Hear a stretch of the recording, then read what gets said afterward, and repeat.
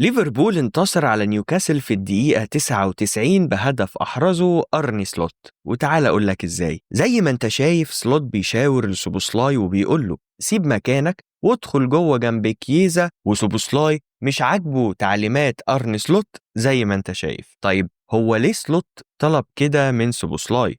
لأن ببساطة خط دفاع نيوكاسل فيه 4 لعيبة، فكان الهدف إن ليفربول يعمل زيادة عددية ب5 لعيبة علشان يخلق تفوق عددي ويخلي دفاع نيوكاسل يتساقط زي قطع الدومينو ورا بعض. مع استلام برادلي الكرة على اللاين تم سحب هال الباك الشمال، ومع استلام صلاح بعد كده سحب بر، ومع استلام كيزا سحب مليك تياو، علشان يبقى المشهد الأخير سوبوسلاي وريونجوما على ليفرامينتو لوحده، ويطلع كلام أرني سلوت صح، ويبقى هو اللي كتب سيناريو وحوار وأخرج لقطة الهدف. وبالفعل يعمل سوبوسلاي دوره ويسحب ليفرامينتو وينهي ليفربول الهجمة اللي ابتداها من عند برادلي على أقصى الجانب اليمين عن طريق ريونجوما في أقصى الطرف الشمال. ما تنساش تعمل الفولو واللايك والسبسكرايب.